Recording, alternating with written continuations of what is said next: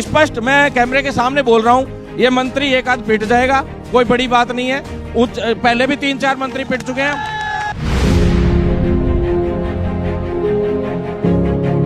हम नहीं पीटेंगे, जनता पीट देगी। पहले भी 3-4 यूनुस खान जी की गाड़ी फूट गई थी एक बार रास्ते चलते में।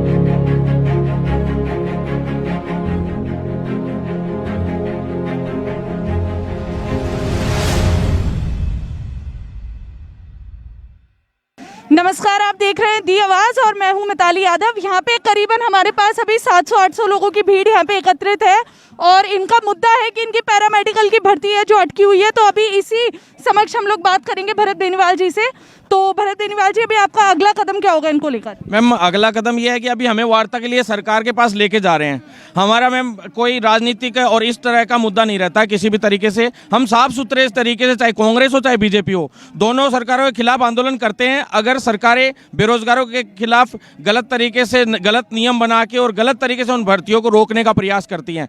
आज इनकी भर्ती को इमरजेंसी के हिसाब से निकाला गया था, आपातकाल के हिसाब से, क्योंकि कोविड के अंदर जांचों की सख्त आवश्यकता थी। उस वक्त जब इनके पास कर्मचारी नहीं थे, उस वक्त पैरामेडिकल स्टूडेंट्स को यहां तक कि इन्होंने यूज में लिया। और आज उन्हीं पैरामेडिकल स्टूडेंट्स की जब नौकरी की बारी आई तो करते करते कभी कोई मसला आ जाता है इसके बीच में, कभी कोई मसला आ जाता है, कभी इसमें फर्जीवाड़े की बात आती है, उससे हम लड़ाई लड़ते हैं, कभी कोर्ट की कोई बात आती है, उससे हम लड़ाई लड़ते हैं। उससे लड़ते लड़ते आज 6 से 7 महीने निकाल दिए इन्होंने। अब 8वां महीने होने जा रहा है और अब तक इस भर्ती को पूर्ण नहीं किया गया है। हमारी आज मुख्य मांग यही है कि तुरंत प्रभाव से सरकार, आज हमने अल्टीमेटम सभा रखी है, आज हम सरकार को खुला अल्टीमेटम देंगे और स्पेशल बात होगी। अगर उसमें कोई पॉजिटिव रवैया नहीं निकलता है तो हम आंदोलन के आगे की रणनीति भी बनाएंगे और सरकार को स्पष्ट मैं कैमरे के सामने बोल रहा हूँ, ये मंत्री एक आध पिट जाएगा, कोई बड़ी बात नहीं है। पहले भी 3-4 मंत्री पिट चुके हैं और अगर ये तरीके से काम करेंगे तो अच्छा रहेगा। कोई जनता है, हम नहीं पीटेंगे, जनता पीट देगी। पहले भी 3-4 यूनुस खान जी की गाड़ी फूट गई थी एक बार रास्ते चलते में, ज्ञापन देने आए थे अभ्यर्थी, वहां पे उनकी गाड़ियां फूट गई। मतलब ये तो देखा गया है कि पहले भी आप लोगों ने आंदोलन करे और बहुत सी भर्तियां अटकी हुई है, सिर्फ पैरामेडिकल वाले ही नहीं है, ठीक है। लेकिन पक्ष और विपक्ष, आप दोनों के पास जाकर आपने ज्ञापन सौंपा है पहले? बिल्कुल मैम, दोनों पक्ष और विपक्ष दोनों से हमारी बात हुई है। और जो पहले जो इस भर्ती के लिए हम लोग आंदोलन किया था, उस वक्त विपक्ष को भी कहा था, विपक्ष को अभी भी कह रहे हैं हम बार बार कि आप लोग मुद्दा उठाइए, विधानसभा में क्वेश्चंस लगाइए। अगर आप लोग भी हमारा संज्ञान नहीं लेंगे तो आपकी गाड़ियां अलग थोड़ना, आपकी गाड़ियां भी फूट सकती है। नहीं, वो तो हम समझ रहे हैं आपकी बात, लेकिन मतलब ये भी बात सामने आई है कि विधानसभा में आप लोगों के प्रत्याशी उतारे जाएंगे, तो उसमें लेकर आपकी नीतियां क्या है कि आप विधानसभा में अपने प्रत्याशी उतारेंगे? मैम, अगर हमारी मांग जो पार्टी पूरी करेगी हम उस पार्टी का साथ देंगे और जो पार्टी हमारे साथ अन्याय करेगी हम उसके खिलाफ प्रत्याशी भी उतारेंगे, उसके खिलाफ चुनाव प्रचार भी करेंगे। 4 उपचुनाव हैं अभी, हम लोग मैदान में चुनाव मैदान में अभी प्रत्याशी भी उतारने का प्रयास करेंगे। अगर हमारी मांगे पूरी नहीं होती हैं, हमें राजनीति से कोई मतलब नहीं है, कोई लेना देना नहीं है, लेकिन 4 सीटें कांग्रेस के पास फिलहाल अल्पमत है और वो लोग इस तरह के हालात में कि सरकार गिर सकती है कभी भी, तो ऐसे में उनके लिए 4 विधायक बहुत महत्वपूर्ण भूमिका रखेंगे। और चारों विधायकों को अगर हमने कांग्रेस के यहाँ पे पैरामेडिकल का कोई स्टूडेंट हमने विधानसभा चुनाव में अभी उतार दिया, ये भर्ती तो बाद में लगेंगे, अगर ये लगाएंगे नहीं तो पहले हम इनको विधायक बना के छोड़ देंगे। ये और है ना,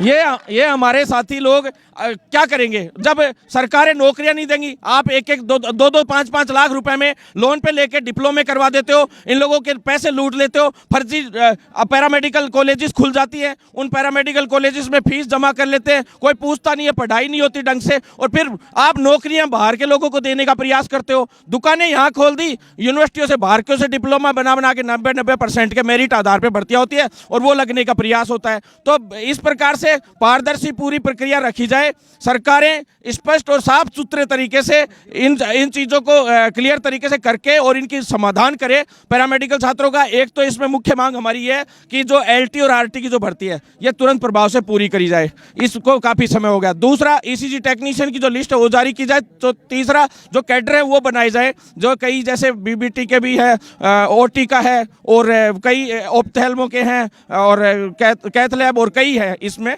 तो वो कैडर सारे के सारे बनाए जाए। तो इसके लिए हमारी पहले भी सरकार से कई बार वार्ता हो गई है और हम निरंतर इसमें संघर्ष भी कर रहे हैं। इनसे आश्वासन भी पॉजिटिव मिल रहा है।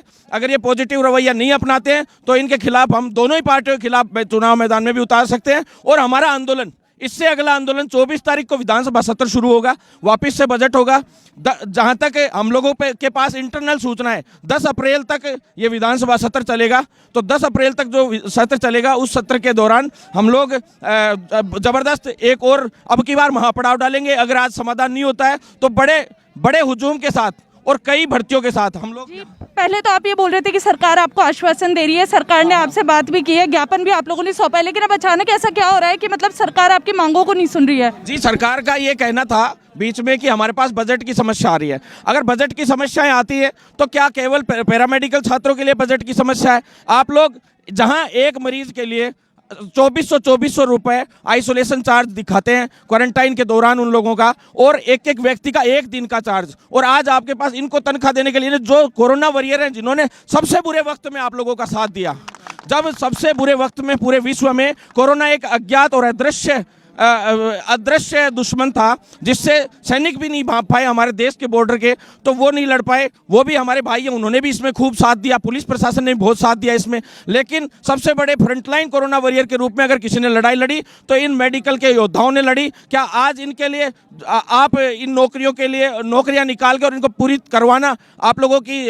जिम्मेदारी नहीं बनती? तो तुरंत प्रभाव से इनको जिम्मेदारी पूर्ण निभाते हुए आप पूरा कराएं, जिससे आप लोगों को भविष्य में कोई हानि नहीं हो और आप किसी गलत प्रतिक्रिया का आप लोगों को सामना नहीं करना पड़े। मतलब विधानसभा में आप अपने प्रत्याशी उतारने की पूरी मतलब कोशिश कर रहे हैं, तो मतलब राजनीति में ये पहला कदम मैं आपका मान सकती हूँ? जी नहीं मैम, राजनीति तो हमें करनी नहीं आती। वी आर लीडर्स, और राजनीति सिर्फ कुर्सी पाने के लिए की जाती है। ये जो कदम हमारा उठाया जाएगा ये सिर्फ सरकारों को सबक सिखाने के लिए बताया जाएगा। और हम चाहते हैं कि आगे भविष्य में हमारे जो भाई लोग हैं जितने भी यहाँ पे, वो कोई अगर सदन में पहुंचता है तो हमारे मुद्दों को भी उठाए।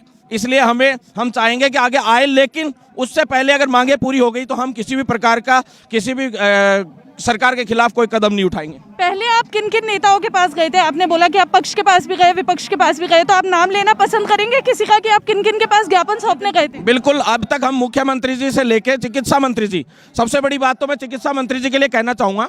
चिकित्सा मंत्री जी, आपको सबसे ज़्यादा सेवाएं कोरोना वॉरियर्स ने दी, सब तरीके से उन्होंने साथ दिया, और आप उसके बावजूद आप उनके खिलाफ काम कर रहे हैं। तो हमने नगर पालिका चुनाव में भी उनके खिलाफ प्रचार किया, और आप देख लीजिए केकड़ी की क्या हालत हुई। और भविष्य में इसी प्रकार से हमने उनको सबक सिखाया, और भविष्य में इन उपचुनाव में भी सबक सिखाएंगे। प्लस हम लोग चिकित्सा मंत्री जी से मिल लिए, मुख्यमंत्री जी से भी, उप मुख्यमंत्री जी से भी, और विपक्ष के सतीश पुनिया जी से भी मिल चुके हैं।